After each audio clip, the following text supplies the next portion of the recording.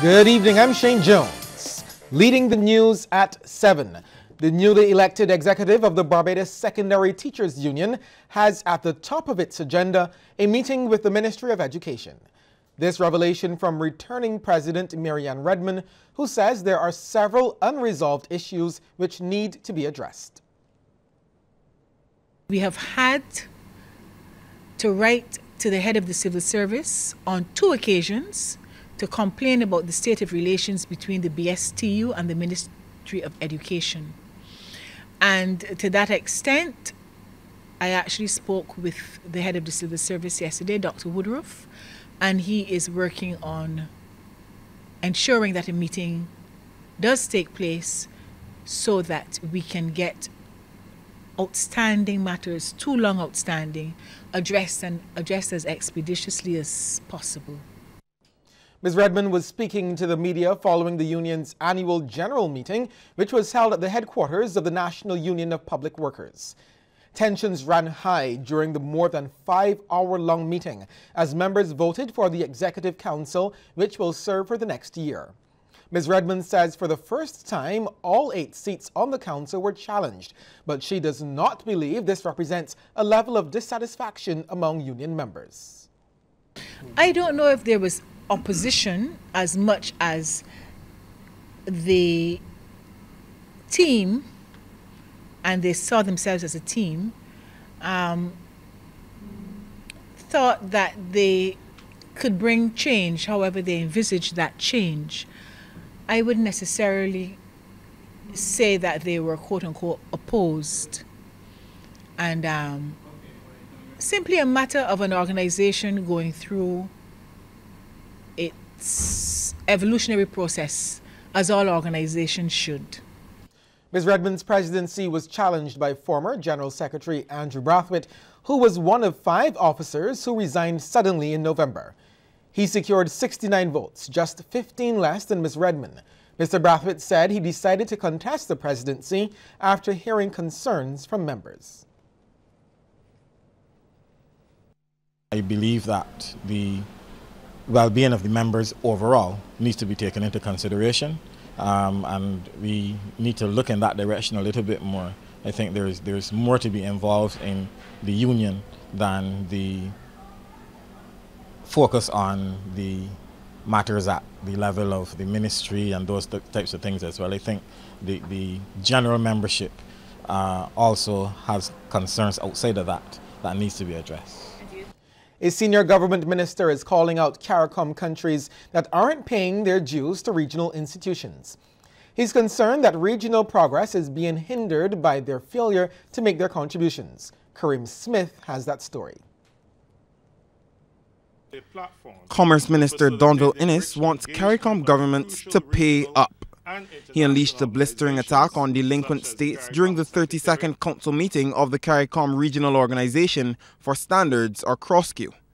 Pointing to a fall-off in contributions to CROSSQ from member states, Minister Innes indicated that the problem is one facing regional bodies in general. I've attended many CARICOM meetings, engaged in some of the most robust debate with colleagues from other territories, only to find that those that are keeping the most noise have not paid their dues to the institutions. CROSSQ is one of the regional bodies adversely impacted by the delinquency of some member states. CBC understands there are at least 4 CARICOM members which are behind in their payment of dues. Minister Innes views the problem as a failure by some CARICOM countries to properly prioritize. Sometimes the fees due to a regional institution may only be $5,000 US a year, but the front of the aircraft is filled with officers at a rate of almost $7,000 US per seat. Then you add to that accommodation in the hotels and the per diems and the shopping, etc. And I say, well, we got wrong priorities. Do send the message back to your senior staffers, your ministers and finance ministries and whoever. The region cannot move forward if the institutions that we have established are not adequately financed by member states.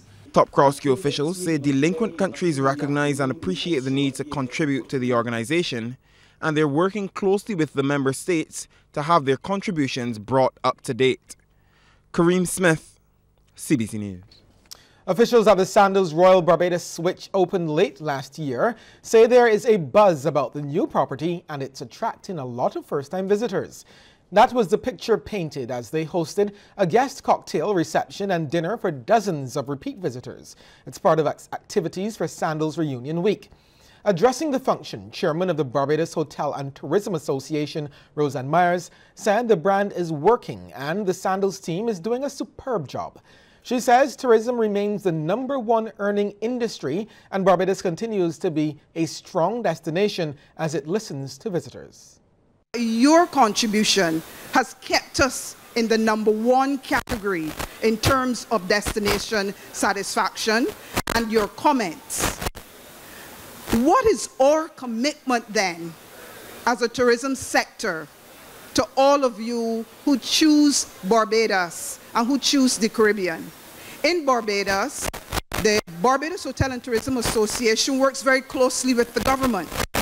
We are absolutely a piece of paradise, but we are not perfect. And we have many things that together we know we have to work on. And I won't list them, but we know that there's work to be done.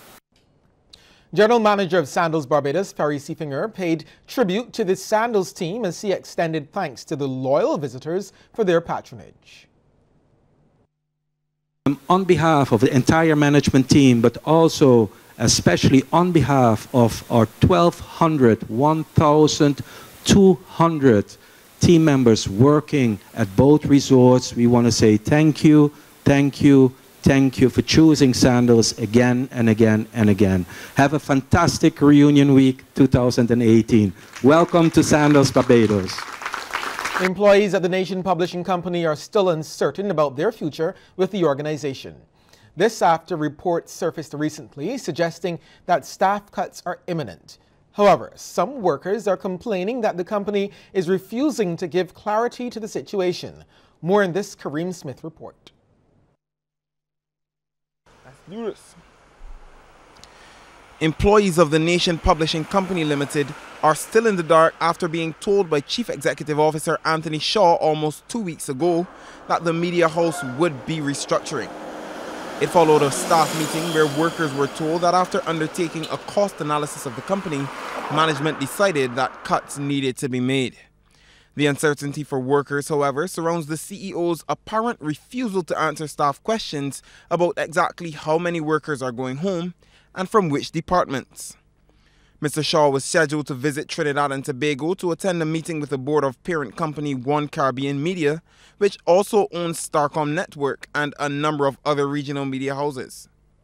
After that meeting, the workers had expected to be given more details, but sources at the Fontebelle St. Michael-based organization say they've heard nothing.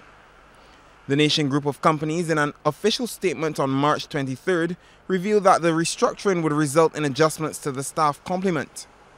It also said the Nation Group had been reviewing its operations over the last year and that the restructuring process was critical to building the best possible operation to sustain business and pursue growth.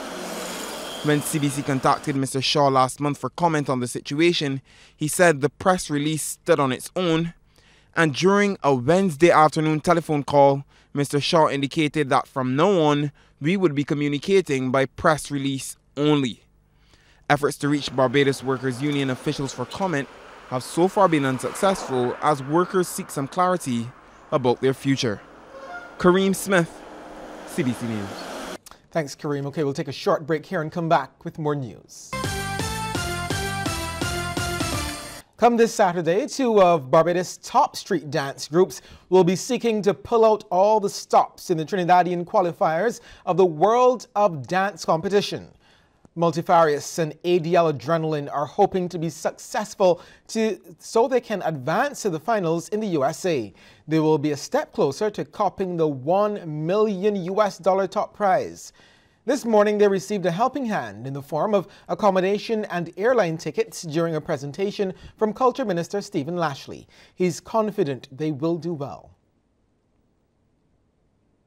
I believe that they have already, by their performances, they have actually been able to excite audiences in Barbados. They have actually done their part, and I think that they're very excited about this prospect. I believe at the end of the day, the prize money, should they go all the way, is about $1 million. And $1 million is certainly not a little bit of money. And I'm sure that they're thinking of not just going to the initial event, they are thinking of taking this to the full gamut. Both groups tell the media they are excited about the competition, making history and representing Barbados. It feels like we're making history, and that's exactly what we're doing. So, for street dancers and for dancers in Barbados in general. So it's very exciting. So a little nerve-wracking, but you know, all that will come in time. Something that you dream about so much, and then it's actually happening. It's like, it's really happening. Like somebody, I gotta wake up now. You know, it's definitely a big step for every single dancer that not only within Barbados but across the Caribbean, that we can have this opportunity to reach a world stage on that level. You know, and really demonstrate what we can do, because this is what we've been training, all the work and training and dreaming of for since the initial stages. And only. The police drug squad is seeking a man who is wanted in connection with a serious criminal matter. He is 27-year-old Niall Vaughan Johnson of last known address Pine Plantation Road, St. Michael, and Bournesland, Silver Sands, Christchurch. Johnson is of dark complexion, has brown eyes, is slim built, and 5 feet 8 inches in height. He has an oval-shaped head and a low haircut. Anyone with information on the whereabouts of Niall Vaughan Johnson is asked to contact the drug squad at 418-2626, the police emergency at 211, or any police station. Dentists have been encouraged to keep their skills and knowledge in the field up to date. This from retired dentist Dr. Victor Eastman, who is also the chairman of the Caribbean Dental Program. He was at the time speaking from the 16th edition of the program held at the Accra Hotel. Dr. Eastman says continuing education is necessary and believes government should put measures in place so it becomes mandatory. If there's anything that we need here in Barbados, it is continuing education. Because a dentist who practices with his 20-year-old degree performing the same substance is outdated and should never be allowed to practice. And I am asking the Ministry of Health to get up and really get legislation in place. Dr. Eastman also reiterated his call for a review of the government-imposed duties on imported medical equipment. He says the high costs negatively impact the sector in a number of ways and may even lead to some dentists to ply their trade outside of Barbados. Dr. Eastman says a reduction in duties could result in an opportunity to diversify Barbados' tourism product. The government may make money from imposing taxes on the equipment coming in. They don't want it to come in duty-free, so they impose a tax on it. But they could make more money if we really had the best equipment here and we looked at this country as a health tourism product. What started off with funeral home Downs & Wilson's paying tribute to the Richard Stout in its yearly calendar blossomed into a show in recognition of the many contributions to the industry by the godfather of entertainment. The show, dubbed Stars of Teen Talent, tribute to Richard Stout, slated for May 27th at the Garfield Sobers Gymnasium, features former winners Edwin Yearwood, Adrian Clark, and Rupert Clark, among other artists. Funeral director James Wilson says they saw it fitting after reaching out to Mr. Stout to feature him on their calendar. Mr. Wilson says the artists were ready to give back. As you know, hundreds of artists came through the Teen Talent show. So we wrote to them, and most of them, I'd say all of them agreed. And I then called Dorsey Boys, Aja, and he put together his team, and we agreed on having the show give back, basically, Stars of Teen Talent on May the 27th. And that's where we are now, with all the artists who were part of Teen Talent over the years. For Mr. Stout, he stressed it was never about the money. He says despite the challenges, his vision was to develop local talent. He says the show is one his late son, Ryan, had always wanted to see. Mr. Stout says the teen talent show over the past 42 years has grown as he likened it to an institution now. It is not just a singing competition anymore. It's an institution now where I have a prize for the most talented person, the most disciplined person, the most attentive parent, the best behaved person, the best dressed person. You know, all these little things comes into play. So even when you enter the competition, you don't win the competition, you win other prizes. So I have more or less embraced the fact that I want to give more than just their singing talents, but their development. Because I do feel that if a country is to progress, then the young people must be given all the opportunities to progress. Still to come, a look at some of the stories making headlines across the region.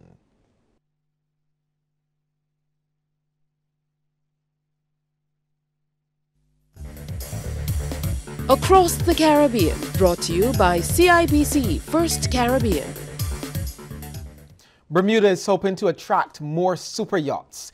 The Bermuda Tourism Authority, however, acknowledged there will have to be significant legislative changes before the island becomes a favorite destination for the yachts.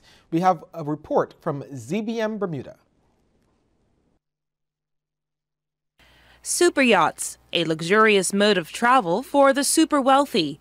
Now the BTA hopes they will become a permanent fixture at Bermuda's various marinas. We saw when they came for America's Cup how these vessels, there are several points of engagement, not for large companies on the island, but actually for small businesses on the island, for service providers across the economy. So everything from babysitting to massage therapists to florists to taxi operators, etc. The America's Cup saw a whole fleet of super yachts arrive at the island. A report from the consultant firm PwC said they brought more than $14 million to the local economy, with owners and staff spending on fuel, accommodation, and things like mooring fees.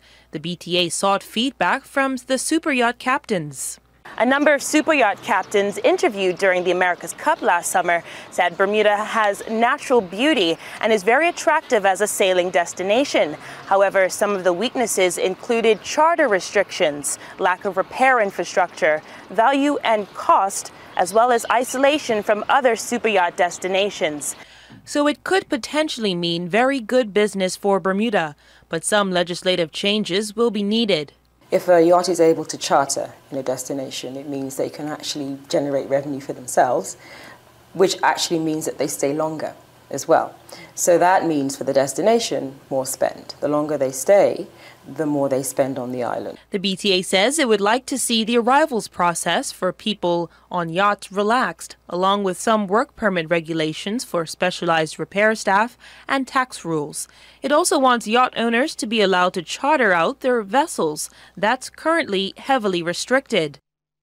In St. Lucia, faculty and students of the Spartan Health Sciences University in Vieux Fort have been thrown in mourning after the drowning deaths of 2 students and a professor.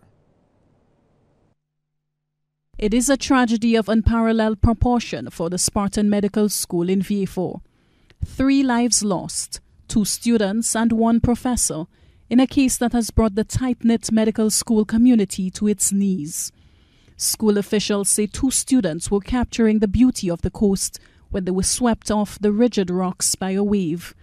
They say a professor sprung into action and braved the treacherous waters, hoping to save the students. As you can see there, the student body and the faculty are here. We are trying our best to see how we can console the wife, especially, and a number of students who are here crying. It is a very sad day for us. Myself, I really don't know what to say, but I believe we'll try our best, and the police are here. We have all the cooperation, so we'll see what we can do. Spartan students wept openly as they stared out at the ocean that had claimed the lives of 3 people they had seen just a few hours before. Fire officials say they were informed of the drowning around 11 a.m. Divisional Fire Officer Didney Down says his officers received assistance from a group of divers nearby. Trinidad and Tobago has moved one step closer to removing the 1-cent piece from circulation. We hear more in this CTV News report. that the bank shall call in all 1-cent coins issued by the bank for the purpose of withdrawing from circulation. It noted that from the 3rd of July 2018, all 1-cent pieces shall cease to be legal tender. There is no need to panic, however, as the bank says it will indefinitely redeem the coins at face value for cash if you choose to have them brought in at a commercial bank or at one of its offices. It should also be noted that when you're returning your coins, they should be sorted in multiples of 5. Back in January, the central bank announced it would stop making 1-cent coins. The central bank said a single 1-cent coin currently costs 21 cents to mint, and each year the bank mints on average 45 million 1-cent coin pieces. The move to eliminate 1-cent coins is expected to save government an estimated $15 million in minting costs yearly. Meanwhile, vendors and consumers alike are being urged to use the rounding off system when conducting transactions, with vendors being warned that consumers are not obligated to pay or make change for a rounded off cost that is higher than the original amount payable. With regard to online payments, there is no need to round off payments since it does not apply. The central bank is warning that anyone who seeks to contravene any of the regulations regarding rounding off or use of the 1-cent coin pieces will be liable to a summary conviction for a fine of $500. The bank is advising both consumers and vendors to work together with the rounding off system until the coins are completely removed from the public.